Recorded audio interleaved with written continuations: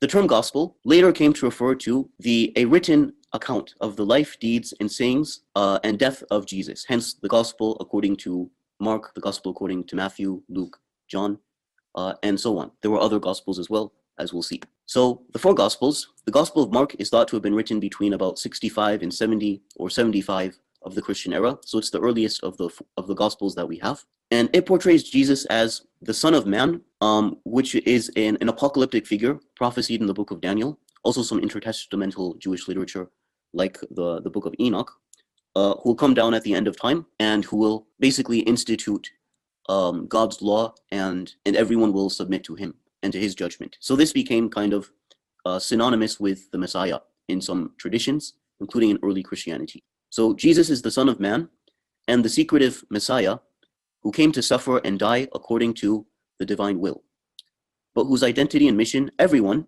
including his own family and disciples, fails to understand. Now that I think about it, I should have assigned the chapter from Daniel. I think it's Daniel 11, which talks about the descent of the Son of Man, because that forms an important backdrop to early Christianity. So already in the Gospel of Mark, we have the idea that Christ is the Messiah, and he came to suffer and die according to God's will. But what's distinct in the Gospel of Mark is that everyone fails to truly understand and appreciate Christ's mission, including his own family and disciples. Matthew and Luke came a decade or two after the Gospel of Mark, and they copied from the Gospel of Mark. When you compare them, you can see that they're both using Mark as a source and sometimes modifying the Gospel of Mark as they copy it into their own Gospels. Then comes the Gospel of Matthew, around 80 to 85 CE, and this is known as the most Jewish Gospel. It was written for Jews and for Jewish Christians, and it portrays Jesus as requiring full observance of the law for salvation.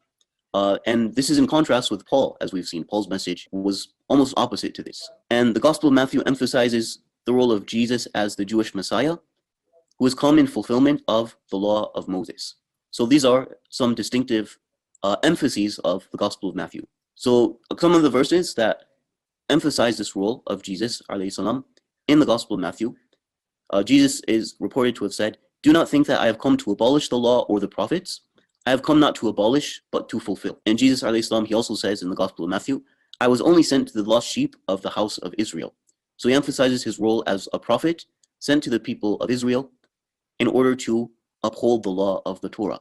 And this is very, very similar to what we find in the Quran. For example, وَإِذْ قَالَ ዒىسَى يَا بَنِي إِسْرَائِيلَ إِنِّي رَسُولُ اللَّهِ إِلَيْكُمْ مُصَدِّقًا لِمَا بَيْنَ يَدَيَّ مِنَ التَّوْرَاةِ.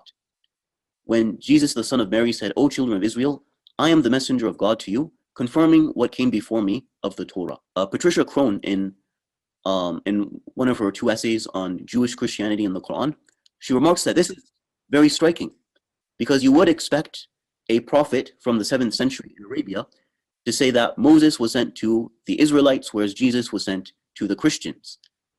And you also wouldn't expect him to be emphasizing Jesus's role as upholding the Torah, because that's not something that's really emphasized in Christianity. But it's in fact historically accurate and very remarkable that the Quran does this. And then comes the Gospel of Luke, written shortly after the Gospel of Matthew.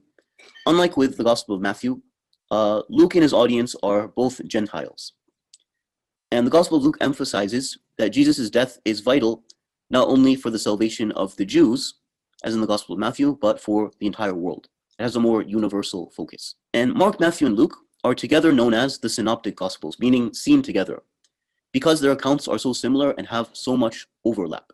Their account of the ministry of Jesus, as we'll see over the next couple of slides, are basically the same in their outline, even though they might differ in exactly how they present Jesus ﷺ and his teachings.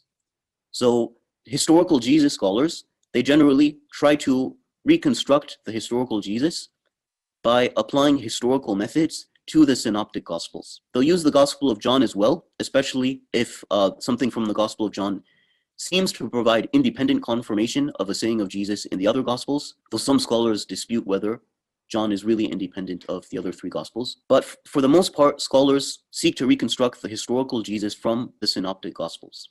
And indeed, it's in the Synoptic Gospels that Jesus is presented primarily as a Jewish prophet and Messiah.